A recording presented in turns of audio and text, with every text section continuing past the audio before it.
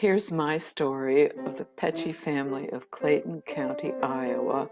That's me on the bottom left, next to my grandmother, Mary Petsche-Kuenster, my sister Lenore, our brother John, and our father, Sylvester, known as Steve Kuenster.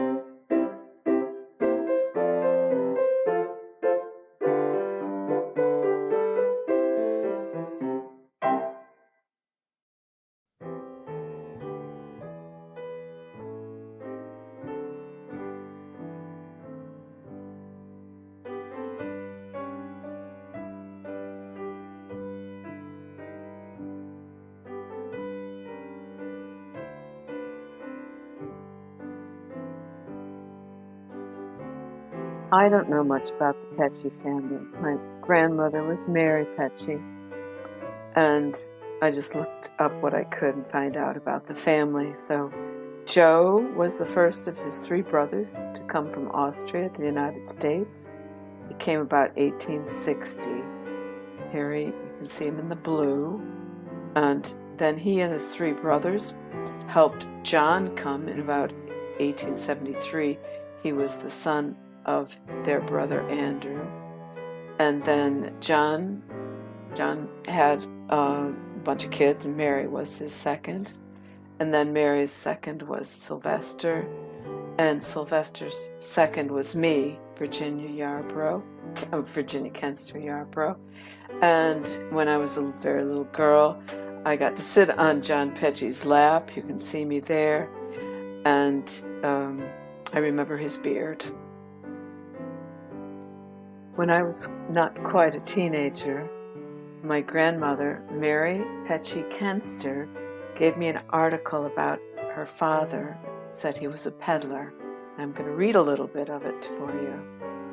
Petsche recalled leaving his native Austria 75 years ago, arriving in Chicago with $1.86 in cash and facing debts amounting to $246. Three uncles in this country had sent him $196 for transportation and had added $50 to that amount to help his mother. He paid it back in 2 years.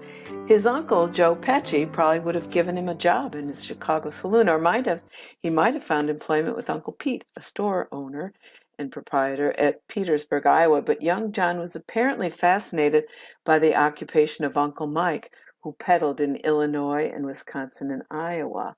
And here's a picture of Uncle Mike, the country peddler.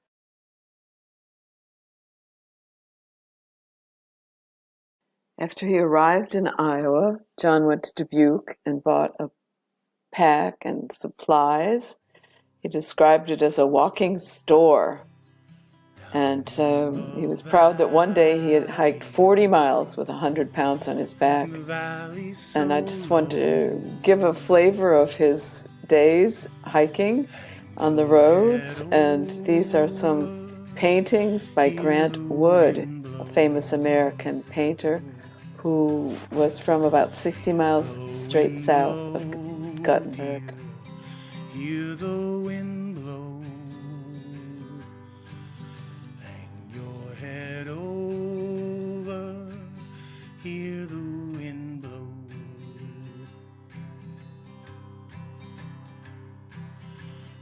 Do do do do do do do do.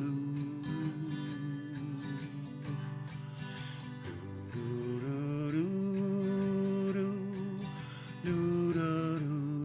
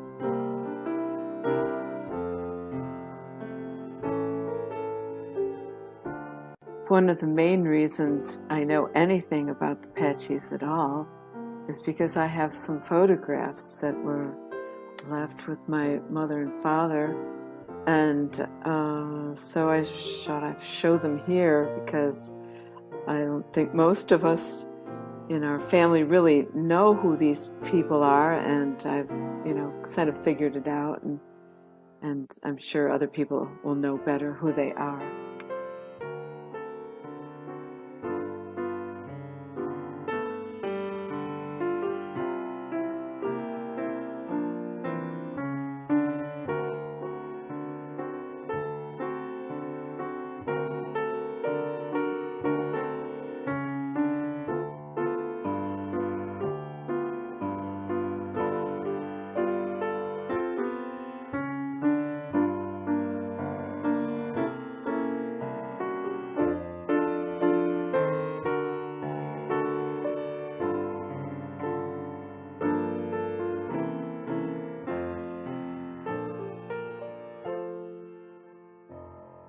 It was a beautiful day at the Petsche farm on Miners Creek.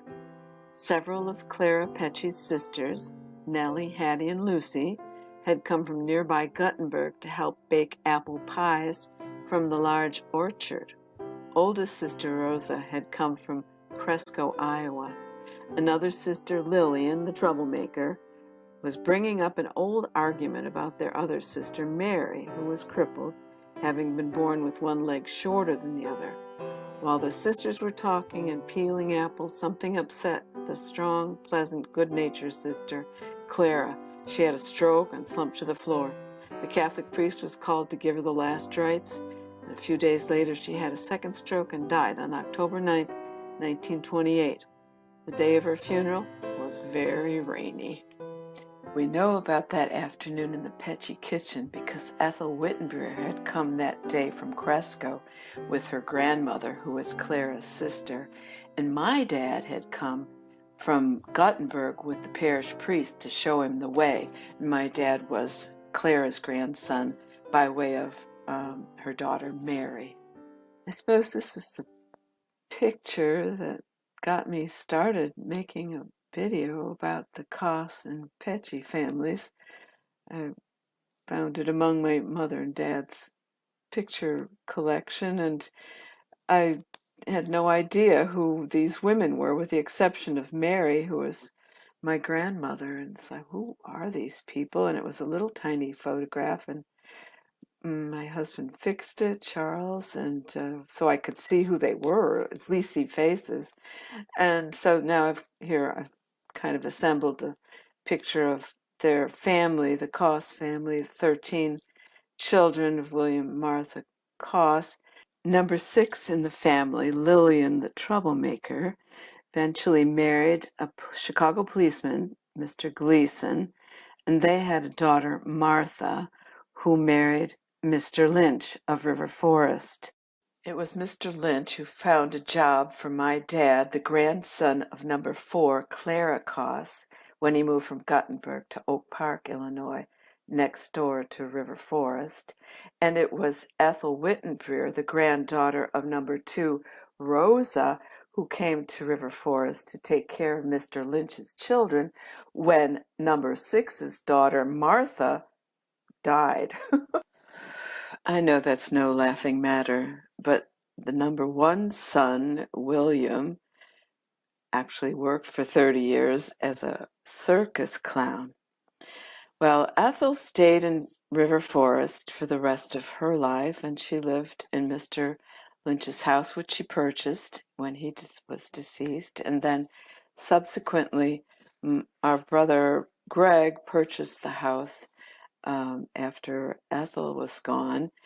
And that's the story. It's still in the family. And here's a early picture of Mary and Lillian Koss. This is a not so flattering picture of Ethel. She's on the right here with her family. I just wanted to say her house was always so evocative of life in the country. We weren't, we were raised in the city as I was a kid, And it was like going back to the country to visit her house in River Forest. This picture of the Petsche women was also extremely faded and small and obscure. Finally, I figured out that the third from the left is Anna Petsche-Kirschbaum.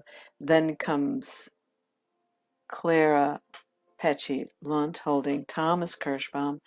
Then two over is my grandmother, Mary Petsche-Kuenster, and next to her, the second over, is Rose Petsche-Vorwald. Here you can see those women in a chart of their parents' children. Clara, Mary, and Anna were in there, and so was Rose, the youngest girl. If I had to judge the entire Petsche family by the one woman I knew, Mary Petsche-Kuenster, I'd have to say it was a wonderful family. This is what I wrote about her. Mary Petsche-Kuenster was a powerful and comforting presence in my early childhood. An intelligent, creative, and enterprising businesswoman, a determined homemaker with boundless affection for her children and faithful devotion to her Catholic religion. A masterful seamstress who made beautiful clothes for me and my doll, a robust cook who baked scrumptious coffee cake, and it was she who gave me my earliest awareness of love by giving me an enveloping hug on the cold gray staircase of the 2-flat we lived in until I was 3.5. And she hugged me, and we both knew it was kind of a secret between us because my mom wasn't too much of a hugger, nothing at all of a hugger, and Grandma, I think she knew that I needed that hug. So thanks, Grandma.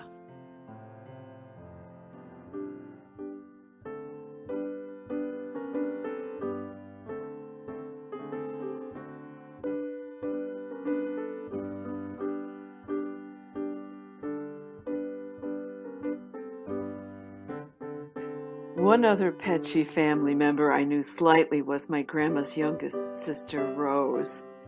Rose was a cheerful soul who painted little circles of rouge on her cheeks, and she loved to dance. She wrote these poignant lines when she was 75 years old, just about how old I am today. Quote, "There is no Petsche family history that I know of. My family is all gone. I'm the only one left." Sounds sad. My Aunt Florence, so she did write her own history, which came in handy when I was putting this story together. Here she is in this picture on the far left at Grandma's dinner table. And in another photograph at 5,000 is my first cousin Charlie. He's at the end of the couch on the right. He once mentioned to me what good times he'd had at Aunt Anna's place in Monona, Iowa. I knew nothing about parties at Kirschbaum's, and I felt envious. Then one day, I came across this passage in Aunt Florence's memoir. Let's listen to this. Over Labor Day weekend, I made a trip from downtown Chicago out to Lancaster, Wisconsin on the Burlington Zephyr. On Sunday morning, I rode along with my brother Judy and his family over to my Aunt Anna Kirschbaum's because they had a big party that day for my grandfather, John Petsche, who was celebrating his 90th birthday. There were about 60 people there or more. All my uncles and aunts came with their children and grandchildren, and my other two brothers, Karl and Sylvester, even drove out with their families from Chicago. I was so excited to read that. That Labor Day was 1949, and I was born in 1947, which meant I must have been there at that party. I looked through my mom and dad's box of old photos, and there they were, pictures from that day. And so here they are now. They've been restored by Charles, and it's so fun to look at them, see that I was there. Anyway, so I don't have to be envious anymore. Well, that about wraps up my story. I hope by watching it, my brothers and sisters and their kids and all of our cousins will feel a little bit like they've been there with our hardworking immigrant ancestors.